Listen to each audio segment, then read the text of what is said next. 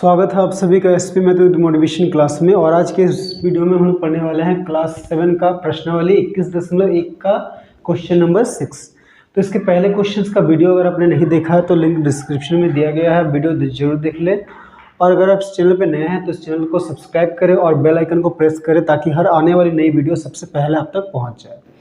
तो देखिए question number 6 क्या है। 600 मीटर लंबे और 400 मीटर चौड़े एक आयताकार कॉलोनी के बीच भुजाओं के समांतर 10 मीटर चौड़ाई के दो रास्ते हैं जो एक दूसरे को लंबवत काटते हैं। तो हमें रास्ते का क्षेत्रफल ज्ञात करना। तो हमें क्या दिया गया है, एक आयताकार कॉलोनी दिया गया है, ठीक है, जिसकी लंबाई और चौड़ाई दी गई है। तो हम लोग एक ड्राइंग बनाते हैं।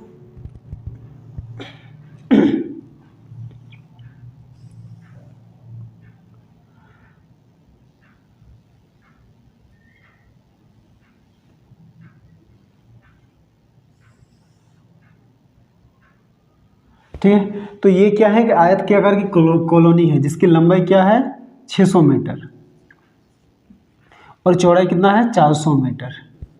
ठीक है, अब इसके बीच में भुजाओं के समांतर दो रास्ते बने हैं। ठीक है, यानी कि ये दो भुजा के समांतर एक रास्ता है इस तरह से, ठीक है, और इन दो भुजाओं के समांतर ये रास्ते हैं इस तरह से। तो ये दो रास्ते बने हैं। ठीक है, और रास्ते की चौड़ाई कितनी है 10, यानी कि यहाँ से यहाँ जो है वो 10 मीटर है, ये भी 10 मीटर है और ये भी 10 मीटर है और ये चौड़ाई भी 10 मीटर है। तो हमें क्या निकालना है, रास्ते का क्षेत्रफल। तो देखिए रास्ता कौन सा है, ये वाला। ठीक है, तो इसका हम लोग कुछ नाम कर लिख दे देते हैं। इस चलिए पहला वाला जो आयत है उसको ABCD। ठीक है, अब देखिए यहाँ पे और भी बहुत सारे आयत बन रहे हैं। तो यहाँ पे जो बना है देखिए ये भी एक आयत है, तो उसको देते हैं D हो गया ना, EFG, ये E, ये F और ये GH। ठीक है, ये EFGH और इसको देते हैं IJKL। ठीक है, और एक चीज़ यहाँ पे बन रहा है, देखिए यहाँ पे MNOP देते हैं, MNOP।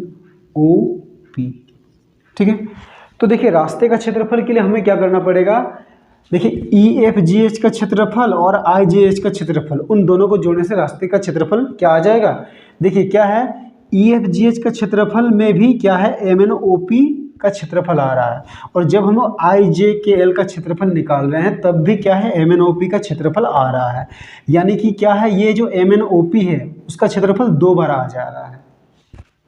ठीक है, तो इसीलिए हम लोग क्या करेंगे, EFGH का क्षेत्रफल जोड़ IJKL का क्षेत्रफल और उससे क्या करेंगे MNOP का क्षेत्रफल को घटा देंगे। तो यहाँ पे हम लोग डायरेक्ट लिख सकते हैं रास्ते का क्षेत्रफल बराबर,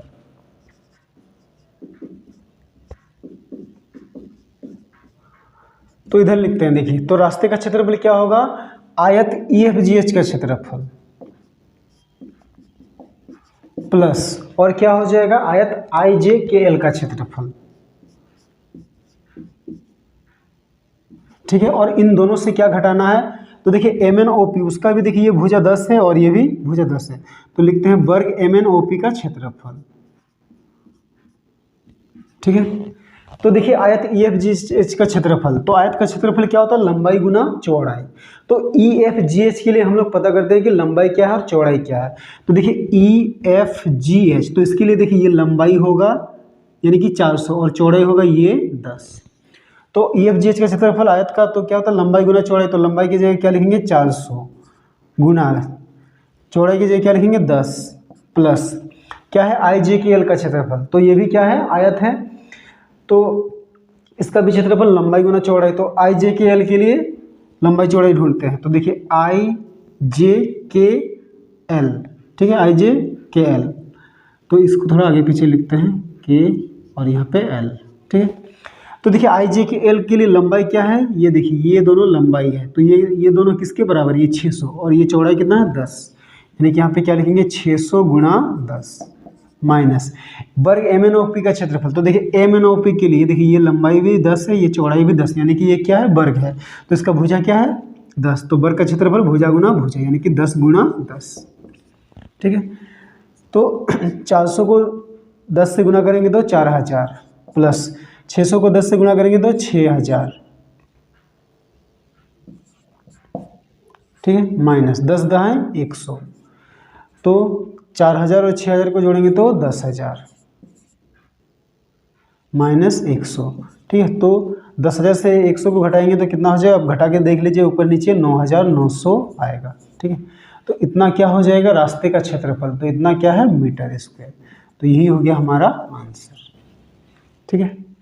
तो चलिए अब हम लोग क्वेश्चन नंबर 7 बनाते हैं। 7 थोड़ा सा बड़ा है इसलिए हम लोग क्वेश्चन नहीं लिखे, ठीक है। हम लोग क्वेश्चन पढ़ लेते हैं। क्या है, 40 मीटर लंबाई और 35 मीटर चौड़ाई वाले एक बगीचे के मध्य से 2 पथ बनाए गए हैं जो भुजाओं के समांतर एवं परस्पर लंबवत है। यदि पथ की चौड़ाई 4 मीटर हो तो 1 नंबर। इसमें 2 क्वेश्चन है, पथ का क्षेत्रफल ज्ञात करना है और 120 रुपये प्रति मीटर स्क्वायर की दर से पथ मरम्मति का व्यय ज्ञात कीजिए। तो देखिए ये भी क्वेश्चन इसके पहले के जैसे ही है। इसमें सबसे पहले क्या है, ABCD एक आयत है जिसकी लंबाई 40 मीटर और चौड़ाई कितनी है 35 मीटर। अब इसके बीचों बीच क्या है, एक 4 मीटर चौड़ा रास्ता बना है जैसा कि इसके पहले क्वेश्चंस में था। तो हमें 1 नंबर में इस रास्ते का, इस पथ का क्षेत्रफल निकालना है और 2 नंबर में इसमें 2 क्वेश्चन है कि इस पथ को बनाने में कितना खर्चा लगेगा। अगर 1 मीटर स्क्वायर पथ निर्माण का खर्चा कितना है 120 रुपया है, ठीक। तो देखिए इसमें भी हम लोग डायरेक्ट क्या लिखेंगे, पथ का क्षेत्रफल पहले की तरह। तो देखिए इसमें पथ का क्षेत्रफल के लिए क्या करेंगे, आयत EFGH का क्षेत्रफल जोड़ IJKL का क्षेत्रफल माइनस क्या है MNOP का क्षेत्रफल, ठीक है। तो पहले ये 1 नंबर हम लोग बनाते हैं। तो पथ का क्षेत्रफल बराबर क्या हो जाएगा, आयत प्लस और क्या हो जाएगा, आयत IJKL का क्षेत्रफल और माइनस क्या हो जाएगा, वर्ग MNOP का क्षेत्रफल, ठीक है। तो आयत EFGH का क्षेत्रफल, तो आयत का क्षेत्रफल लंबाई गुना चौड़ाई होता है। तो EFGH के लिए देखिए ध्यान से, EFGH इसके लिए लंबाई है ये दोनों यानी कि कितना है 35 और चौड़ाई क्या है ये दोनों यानी कि 4। तो लंबाई गुना चौड़ाई, तो लंबाई की जगह लिखेंगे 35 गुना चौड़ाई की जगह क्या लिखेंगे 4 प्लस आयत IJKL का क्षेत्रफल। तो देखिए IJKL उसके लिए देखिए ये दोनों लंबाई है तो ये दोनों किसके बराबर है 40 और ये दोनों चौड़ाई है और दोनों कितना है 4। तो क्या लिखेंगे 40 गुना 4 माइनस MNOP का क्षेत्रफल वो वर्ग है, देखिए ये भी 4 है और ये भी 4। तो वर्ग का क्षेत्रफल भुजा गुना भुजा यानी कि 4 गुना 4। तो गुणा करते हैं 4 5 20 हाथ में रहा 2 4 12 13 14, ठीक है। प्लस 4 चौके 16 और 1 0 माइनस 4 चौके 16। तो ये दोनों को जोड़ते हैं 0 0 0, ठीक है।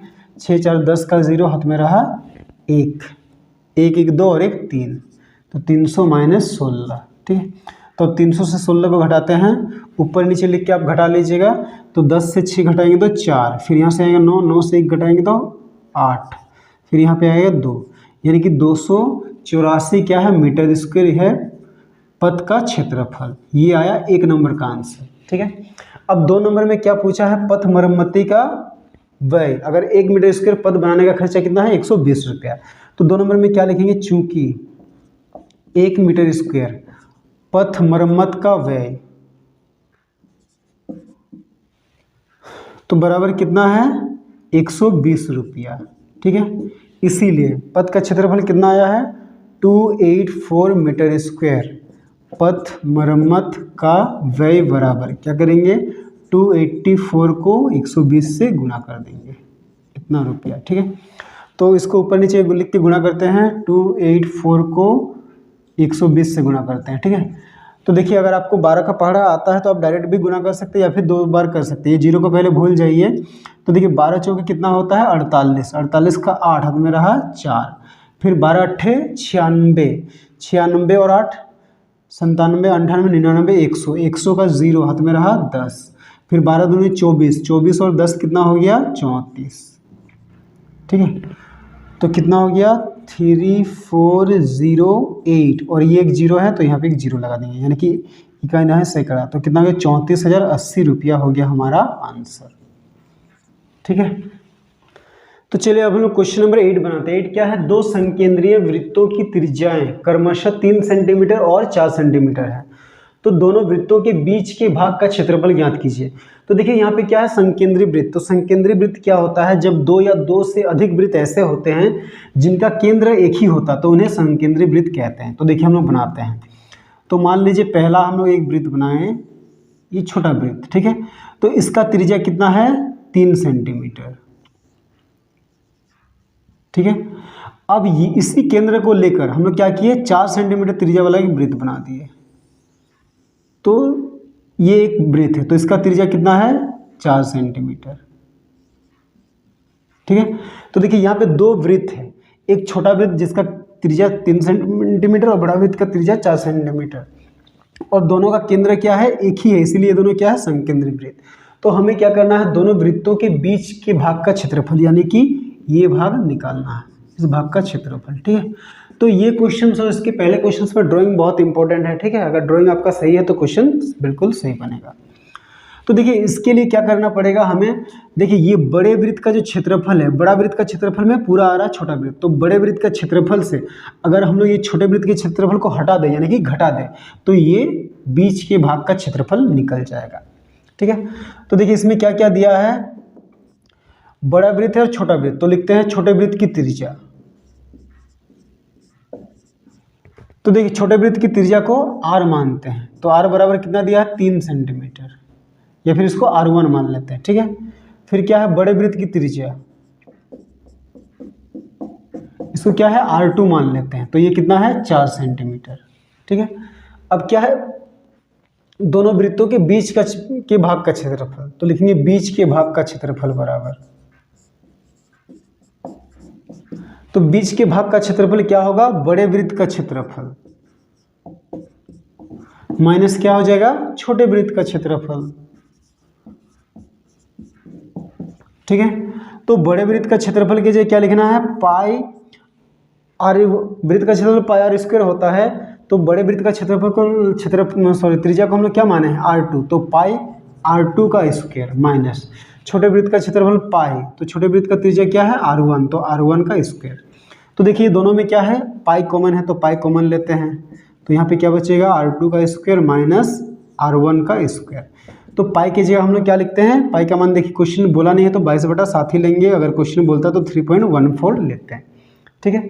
तो पाई की जगह 22/7 लिखेंगे गुना r2 स्क्वायर मतलब कितना है 4 का स्क्वायर माइनस r1 मतलब कितना स्क्वायर है 3 का स्क्वायर, तो कितना हो गया 22/7 गुना ब्रैकेट के अंदर 4 चौके 16 माइनस ये कितना हो जाएगा 3 तिया 9, तो बराबर 22/7 गुना, तो देखिए 16 से 9 को घटाएंगे तो कितना हो जाएगा 7, ठीक है। तो ये 7 और ये 7 क्या हो जाएगा कट जाएगा, तो 7 एकम 7 ये 7 एकम 7, तो बराबर कितना हो जाएगा 22 एकम 22 क्या है सेंटीमीटर स्क्वायर। तो यही हो गया हमारा आंसर, ठीक है। तो चलिए अब लोग क्वेश्चन नंबर 9 बनाते हैं। 9 क्या है, एक 60 मीटर व्यास वाले वृत्ताकार फूलों की क्यारी के चारों ओर 3 मीटर चौड़ा एक पथ है, पथ का क्षेत्रफल ज्ञात कीजिए और 110 रुपये प्रति मीटर स्क्वायर की दर से पथ निर्माण का व्यय ज्ञात कीजिए। तो देखिए वृत्ताकार फूलों की क्यारी है जिसका व्यास क्या है 60 मीटर, तो उसके चारों ओर एक 3 मीटर चौड़ा पथ बना है, तो हमें पथ का क्षेत्रफल निकालना है और पथ बनाने का खर्चा 1 मीटर स्क्वायर पर 110 रुपया है, तो हमें वो निकालना है। तो देखिए हम लोग क्या करते हैं वृत्ताकार फूलों की क्यारी बनाते हैं, मान लीजिए क्या है वृत्ताकार फूलों की क्यारी है और इसका व्यास कितना है 60 मीटर, ठीक है। इसके चारों और बाहर 3 मीटर चौड़ा एक पथ बना है, तो यानी कि इसके बाहर और एक वृत्त बना देते हैं, तो उसका यहाँ से यहाँ चौड़ाई कितना है 3 मीटर, इधर भी कितना है 3 मीटर, ठीक है। तो हम ये और यही क्या है पथ है, तो हमें ये पथ का क्षेत्रफल निकालना है और इसको मरम्मत करने का व्यय निकालना है, इसको बनाने में कितना खर्च आएगा। तो देखिए इसमें भी पहले की तरह इसमें 2 वृत्त है, हम लोग मान सकते हैं कि ये छोटा वृत्त है और ये बड़ा वृत्त है। तो इस क्वेश्चन में हमें वृत्त का क्या दिया है व्यास दिया है, तो हम लोग इसको क्या मान लेते हैं छोटा वृत्त, तो लिखते हैं छोटे वृत्त का व्यास, या फिर लिखते हैं छोटे वृत्त के लिए।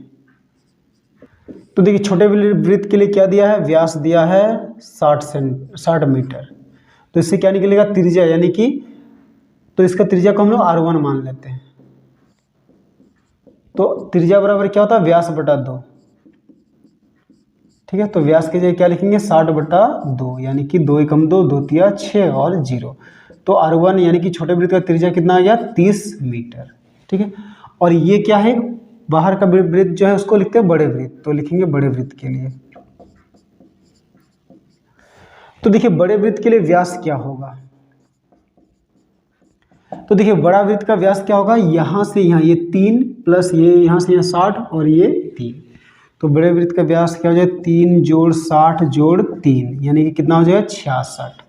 अब इसका भी त्रिज्या निकालते हैं, तो त्रिज्या इसको क्या मान लेते हैं R2, तो ये भी क्या हो जाएगा व्यास बटा 2 यानी कि 66/2, तो 2 एकम 2, 2 तिया 6, 2 तिया 6 यानी कि ये कितना आ गया 33 मीटर। ठीक है, अब हम लोग इसके पहले क्वेश्चन की तरह हम यही क्या निकालते हैं पथ का क्षेत्रफल।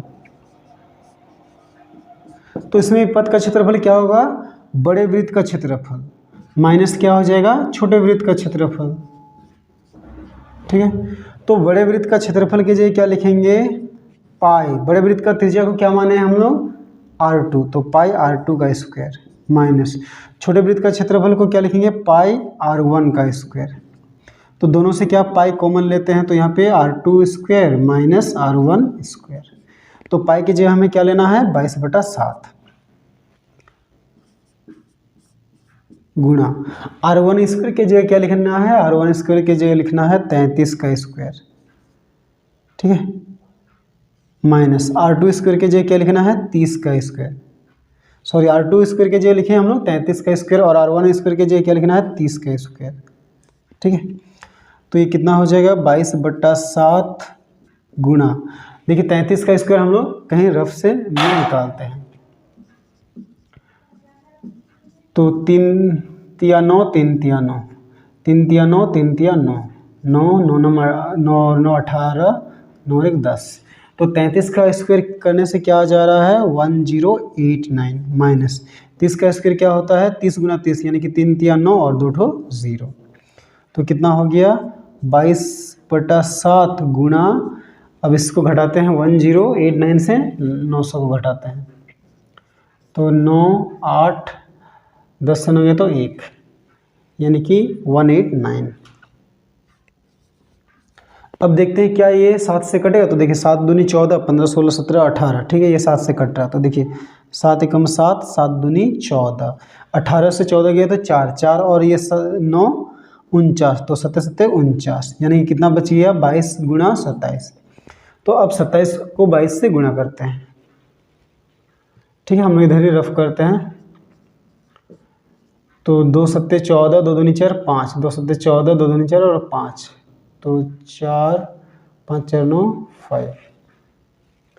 ठीक है, तो कितना आया 594 मीटर स्क्वायर, तो ये हो गया क्या है पथ का क्षेत्रफल। ठीक है,